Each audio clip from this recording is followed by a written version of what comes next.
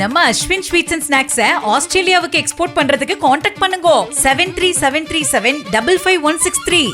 தொடர்ந்து 10 ஆண்டுகள் ஆட்சியில் இருந்த பினராயி தலைமையிலான இடதுசாரி கூட்டணிக்கு படுதோல்வியை பரிசாக அளித்து காங்கிரசுக்கு பாசிட்டிவ் வைபை கேரள மக்கள் பரிசாக கொடுத்தும் முதலமைச்சர் யார் என முடிவெடுக்க முடியாமல் டெல்லி மேலிடம் திணறி வருகிறது.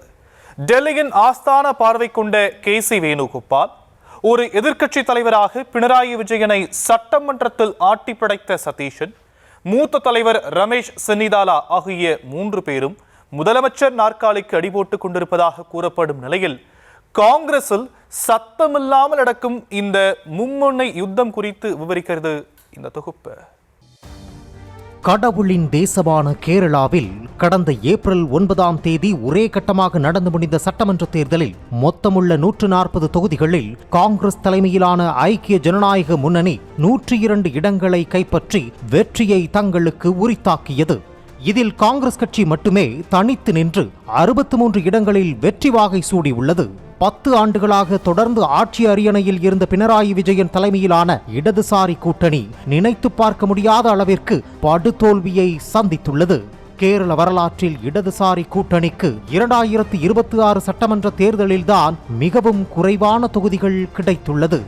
இந்த படுதோல்வி பினராயி விஜயனை எதிர்பார்க்காத ஒன்றுதான். காரணம், கடந்த 2021 தேர்தலில் இடதுசாரிகள் மீண்டும் ஆட்சி கட்டிலில் அமர கை கொடுத்த இலவச உணவுப் பொருட்கள் வழங்கும் கிட், வறுமையற்ற கேரளா, உள்கட்டமைப்பு மற்றும் போக்குவரத்து, கல்வி மற்றும் சுகாதாரம், மாற்றுத்திறனாளிகள் மற்றும் முதியோர்களுக்கான சமூக பாதுகாப்பு ஓய்வூதியம் 2 மடங்காக உயர்வு உள்ளிட்டவை 2026ஐயும் வசமாக்கும் என மலைபோல் நம்பிக்கொண்டிருந்தார். பினராயி இந்த திட்டங்கள் எல்லாம் பெரிய சாதனைகள் எனவும் அவைகள் நிச்சயம் கை கொடுக்கும் எனவும் ஒரு புறம் மனக்கோட்டை கட்டிக்கொண்டிருக்க, அவரது ஆட்சியின் மீதான அதிருப்தியும் ஊழல் புகார்களும் மக்கள் மத்தியில் வைரஸ் போன்று பெருகிக் கொண்டே இருந்துள்ளது. வைரஸ் எப்படி கண்ணுக்கு தெரியாதோ அதே போன்று மக்கள் மத்தியில் தன் மீது இருந்த அதிருப்தியும் பெருகிக் கொண்டே போனது பினராயி கண்ணுக்கும் தெரியவில்லை. குறிப்பாக 2024-2025 காலகட்டத்தில் அவர் மீது பல்வேறு தரப்பினரால் ஊழல் புகார் முன்வைக்கப்பட்டது. பினராயி விஜயனின் மகள் வீணா எக்ஸலாஜிக் என்ற IT நிறுவனம் மூலம் Cochin minerals and rutile limited என்ற நிறுவனத்திடமிருந்து எந்தவித சேவையும் வழங்காமல் மாதப்படி பெற்றதாக குற்றச்சாட்டு எழுந்தது. அதேபோல் ஏழைகளுக்கு வீடு கட்டித்தரும் லைஃப் மிஷன் திட்டத்தில் ஊழல் நடந்ததாக குற்றச்சாட்டு எழ அமலாக்கத்துறையும் அது தொடர்பாக விசாரணை நடத்தியது. கேரளாவில் பெரும் புயலை கிளப்பிய ஐக்கிய அரபு அமீரக தூதரக தங்கம் கடத்தல் வழக்கில் பினராயி அலுவலகத்திற்கும் அவரது முன்னாள் முதன்மை செயலாளர் சிவசங்கருக்கும் தொடர்பு இருப்பதாக எதிர்க்கட்சிகள் குற்றம் சாட்டின. அது மட்டுமல்லாது 1990களில் நடந்த நீர்மின் திட்ட ஒப்பந்தம் தொடர்பான வழக்கில் பினராயி விஜயனுக்கு தொடர்பு இருப்பதாக CBI குற்றம் சாட்டி வந்தது. இந்த வழக்கில் அவர் விடுவிக்கப்பட்டதை எதிர்த்து CBI உச்சநீதிமன்றத்தில் மனு தாக்கல் செய்து அது நிலுவையில் உள்ளது. இந்த குற்றச்சாட்டுகளை எல்லாம் பினராயி விஜயனும் அவரது குடும்பத்தினரும் மறந்திருந்தாலும் மக்கள் மத்தியில் எழுந்த அதிருப்தியை அழிக்க முடியவில்லை. இந்த ஊழல் புகார்கள்தான் இடதுசாரிகளின் சறுக்கலுக்கு முக்கிய காரணங்களாக அமைந்தன என்றும் சொல்லப்படுகிறது. அஞ்சாமை, உறுதியான தலைமை மற்றும் அரசியல் எதிர்ப்புகளை எதிர்கொள்ளும் தைரியம் உள்ளவர், நிர்வாகத்திறன் உள்ளவர், கடுமையான முடிவுகளை எடுப்பதில் தயக்கம் காட்டாதவர் என்பதை குறிக்கும் சொல்லான ரெட்டச்சன்கன் என பினராயி விஜயனை அழைத்து புகழ்ந்தவர்கள் ஏராளம். இப்படி புகழப்பட்ட பினராயிக்கு தற்போதைய படுதோல்வி பெரும் பின்னடைவு என்பதை மறுக்க முடியாது. இலவச உணவுப் பொருட்கள் வழங்கும் கிட் வழங்கி 88 லட்சம் ரேஷன் அட்டைதாரர்களின் அன்பை பெற்ற பினராயி பதிலுக்கு அந்த அன்பாளர்களும் வெற்றி என்ற கிஃப்டை 2026 தேர்தலில் கொடுப்பார்கள் என எதிர்பார்த்தார். ஆனால் கிட்டை வாங்கிய மலையாள தேச மக்களோ கிட் கொடுத்தால் கிஃப்ட் கொடுக்க முடியுமா, ஆட்சியில் ஹிட் கொடுத்தால் மட்டும்தான் ரிசல்ட்டிலும் கிஃப்ட் கிடைக்கும் என பசுமரத்தாணி போல பளிச்சென பதிய வைத்துள்ளனர்.